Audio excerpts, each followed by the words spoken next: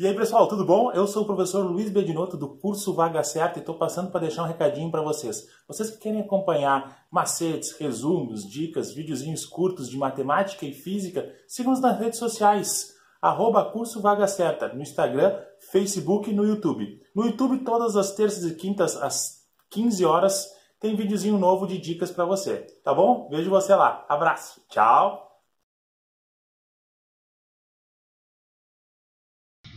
Conto Verde Lagarto Amarelo. A narração aqui é em primeira pessoa, o narrador se chama Rodolfo, e de repente entra o irmão do Rodolfo, o Eduardo.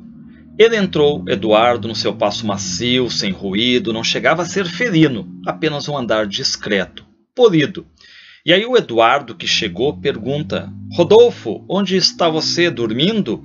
E aí o Rodolfo, que é o narrador, que está em casa, ele se levanta, coloca uma camisa, e o irmão Eduardo, que chegou, pergunta se o Rodolfo está sozinho.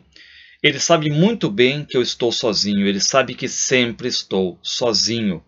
Ou seja, aqui a gente já cai num dos temas do livro, a questão do irmão que se dá bem na vida e o irmão que não está tão bem.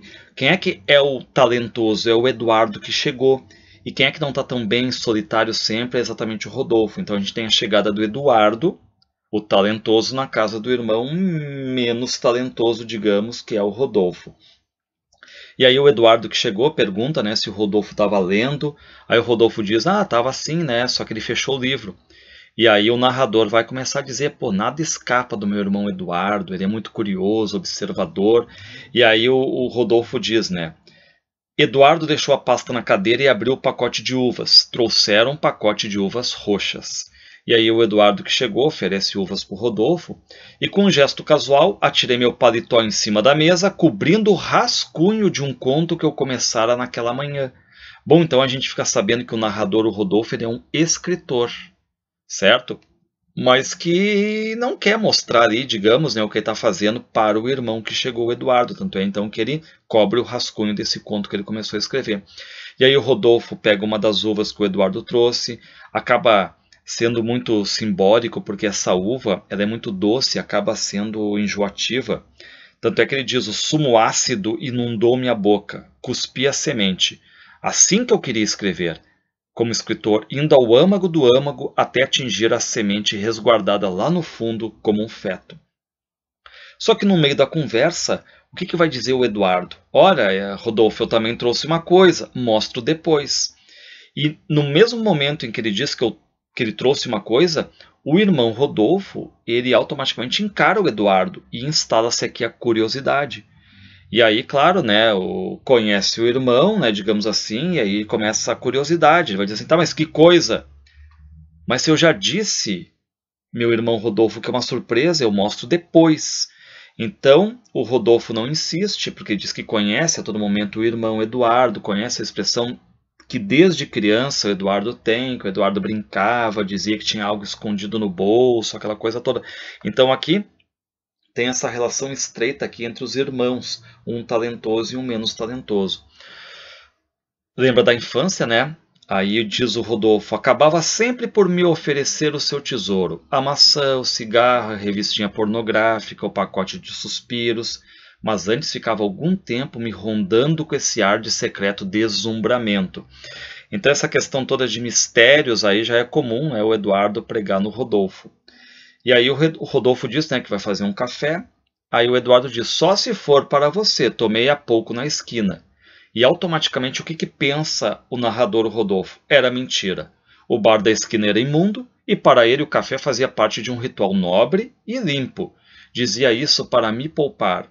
O meu irmão Eduardo estava sempre querendo me poupar.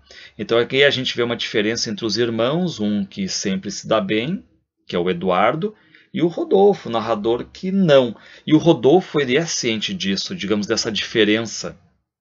E aí ele começa a lembrar do Eduardo. Meu irmão, o cabelo loiro, a pele bronzeada de sol, as mãos de estátua e aquela cor nas pupilas. Ou seja, eles vão conversando ali, aí o Eduardo vai tirando o paletó, o Rodolfo olha para o irmão, os braços musculosos de nadador, os pelos dourados. Ou seja, todas as palavras aqui são para idealizar o Eduardo, né, que é superior, digamos, ao Rodolfo. Isso que a gente não conhece ainda o Rodolfo fisicamente, nada disso aí, a gente há de conhecê-lo. Mas por enquanto a gente só fica vendo que elogios e mais elogios para quase como o atleta Eduardo ali, né? E aí o Eduardo diz: a Ofélia, que é a esposa do Eduardo, então a gente vê que o Rodolfo é um personagem solitário, só que o Eduardo não, o Eduardo é casado. O Eduardo diz assim: ó, a Ofélia quer que você almoce domingo com a gente. Ela releu seu romance, lembrando que o Rodolfo é escritor, e ficou no maior entusiasmo, gostou ainda mais do que da primeira vez. Você precisa ver com que interesse analisou as personagens, discutiu os detalhes. E reparem que sabemos agora que o Eduardo é casado, que quer que o Rodolfo vá lá visitá-lo, né? Visitar ele, o irmão Eduardo, né? E a Ofélia, a esposa. Mas o Rodolfo meio que arranja uma desculpa. Ele vai dizer: ó, domingo eu já tenho um compromisso. Eu disse enchendo a chaleira de água. E aí o que diz o irmão? Tá, e sábado? Não me diga que sábado você também não pode. E aí o Rodolfo se sente mal com isso, ele se sente meio que sufocado com a presença do irmão ali. Tanto é que ele vai para a janela, ele tenta respirar melhor, digamos assim, porque o irmão Eduardo ali presente, ele meio que traz lembranças ruins para o Rodolfo, né? E de certo modo ele está exatamente no ambiente dele de escritor. Ele invadiu, digamos, ali o lado dele de escritor, o lado solitário dele de escritor. E o que o irmão tem o poder de fazer? E me trazia a infância. Será que ele, Eduardo, não vê que para mim foi só sofrimento? Por que não me deixa em paz? Por quê?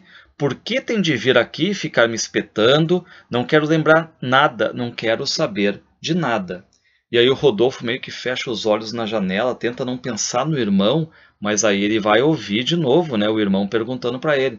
E sábado? Não pode? A Ofélia quer fazer aquela torta de nozes que você adora.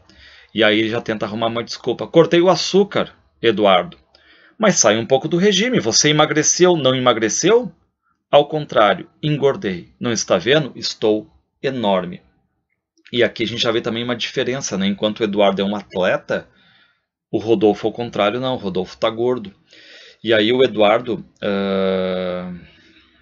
diz que, pelo que ele está vendo do irmão, sim, acha que ele emagreceu e tudo mais, mas o Rodolfo automaticamente começa a se lembrar do quê? Da lembrança, da infância, ele muito gordo, sempre suando, a mãe sempre se queixando do suor dele, né? Ó, esse menino transpira tanto, meus céus, acaba de vestir roupa limpa e já começa a transpirar, nem parece que tomou banho, tão desagradável. Com a diferença que Eduardo se conservava limpo como se estivesse na redoma, as mãos sem poeira, a pele fresca. Então sempre nós temos aqui quase que uma antítese entre os irmãos, as diferenças aqui, né? E aí o Rodolfo começa a se lembrar que o Eduardo podia até rolar na terra e não se sujava. Eu não. Eu, Rodolfo, não. Com a maior facilidade me corrompia lustroso e gordo, o suor a escorrer pelo pescoço, pelos sovacos, pelo meio das pernas. Então ele tem essa característica, né? Ele suava muito. E agora lembra um pouco exatamente o título, né? O que é o verde lagarto amarelo? Porque o Rodolfo meio que se identifica com o lagarto, de certo modo por ser também inofensivo, mas essa coisa mais desagradável no aspecto, ele sua muito, mancha. Tanto é que ele vai dizer a camisa de amarelo, com uma borda esverdeada, reparem, né? Verde, lagarto amarelo. Tem aqui a cor verde, tem a cor amarela, suor de bicho venenoso, traiçoeiro, malsão. Então meio que se identifica, né, o Rodolfo com esse verde lagarto amarelo aqui, né? Então ele diz que sempre a camiseta ficava encharcada de suor, manchada, a pele quase sempre aderindo à pele da camiseta, digamos. Era uma pele enrugada, aderindo à minha, com meu cheiro, com a minha cor. Era menino ainda, mas houve um dia que eu quis morrer para não transpirar mais. Repare, né, quase um trauma aqui. E aí o Eduardo está ali conversando, enquanto o Rodolfo está, né, a cabeça dele está evocando cenas. E aí o Eduardo diz que sonhou com a casa antiga deles. O Rodolfo diz que também um dia já sonhou, mas já faz tempo. Aí o Eduardo pergunta, né, se a mãe apareceu no sonho do Rodolfo. Ele acaba dizendo que sim. Aí ele diz, o pai tocava piano e mamãe rodopiávamos vertiginosos numa valsa e eu era tão magro que meus pés mal roçavam o chão. E aí o Eduardo pergunta, tá, mas a mamãe estava viva no sonho? Seu vestido branco se empapava do meu suor amarelo-verde. Reparem o nome do conto, né? Verde lagarto amarelo. E se identificando com esse amarelo, verde, com esse lagarto, essa coisa um tanto desagradável, né?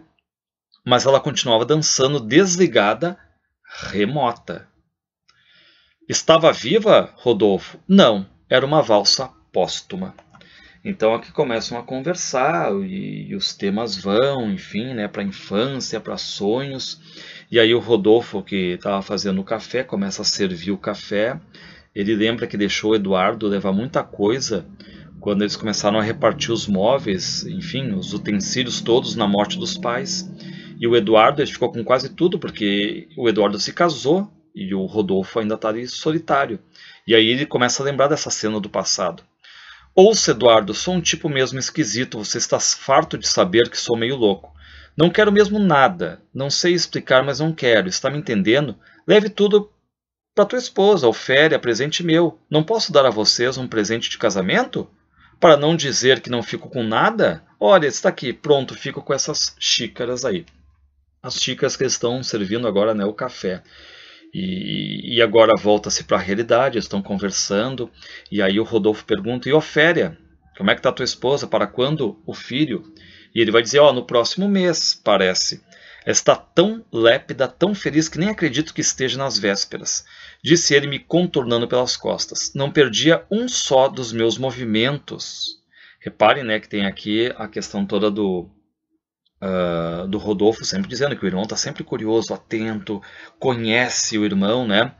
E aí o que vai acontecer? Chega agora o Eduardo e diz, e adivinha quem vai ser o padrinho? E aí o Eduardo disse isso e o Rodolfo, opa, que padrinho? Padrinho do meu filho, ora. Não tenho a menor ideia. E aí, na mesma hora, o que diz o Eduardo? Você, Rodolfo, você vai ser o padrinho do meu filho. Bom, aí o narrador começa meio que a tremer, ele se sente até mais gordo agora, mais nervoso, tanto é que ele vai dizer, tive vontade de vomitar. E aí ele vai dizer, não faz sentido, Eduardo. Não acredito em Deus, não acredito em nada. Como é que tu vai me convidar para ser, né, padrinho do teu filho? Mas aí ele diz, não, mas isso aí pouco importa e tudo mais. Só que aí o Rodolfo, ele aproveita, digamos, a ocasião e pergunta, ô Eduardo, só um pouquinho, era essa a surpresa que tu tem para me contar lá do começo e tudo mais? Era essa a surpresa? Perguntei e ele olhou-me com inocência. Repeti a pergunta. Eduardo, a surpresa? Quando você chegou, disse que tinha uma surpresa, é essa aqui? Aí o Eduardo diz, não é isso. Exclamou e riu apertando os olhos que riam também com uma ponta de malícia. A surpresa é outra. Se der certo, Rodolfo, se der certo, enfim, você é quem vai decidir. Ponho nas suas mãos. Reparem, a gente já fica até pensando, né? Bom, qual é a capacidade e o talento que o Rodolfo tem? O Rodolfo é um escritor, então o talento dele é um talento literário. Enquanto o outro irmão, Eduardo, tem 1001 talentos, certo? E aí no momento que o Eduardo diz, olha, depende de ti, ponho em suas mãos, tu, Rodolfo, é que vai decidir, nós já começamos a pensar que, bom, o que deve ser a partir de agora? Que surpresa é essa, certo? Bom, aí o narrador pensa, né, que pode ser uma viagem, a surpresa, mas ele já começa a descartar. E se ele fosse morar longe? Podia se mudar de cidade, o meu irmão, o Eduardo, viajar, mas não, precisava ficar perto, sempre perto de mim, em redor, olhando-me, desde pequeno, já no berço, ele me olhava assim. Então o Rodolfo vê que o irmão sempre foi, o Eduardo sempre foi um irmão bonito, inteligente, amado, mimado pela mãe, conseguiu sempre fazer tudo muito melhor do que eu, melhor do que os outros. Em suas mãos as menores coisas adquiriam outra importância, como que se renovavam. Ou seja, lembrando, né, a presença ali do Eduardo incomoda o Rodolfo em demasia, porque ele volta, faz memória, lembranças, e essas lembranças todas, ele muito mal, gordo, suando, enquanto o irmão Eduardo cheio de talentos, né? Natural que esquecesse o irmão obeso, mal vestido, mal cheiroso. Escritor, sim, mas nem aquele tipo de escritor de sucesso, convidado para as festas, dando entrevistas na televisão. Um escritor, o Rodolfo é um escritor de cabeça baixa e calado, abrindo com as mãos em garra o seu caminho. E aí, reparem a antítese, né, a diferença entre os irmãos aqui. E o Rodolfo lembra que às vezes se escondia do irmão, mas o Eduardo sempre vinha atrás, achava o irmão.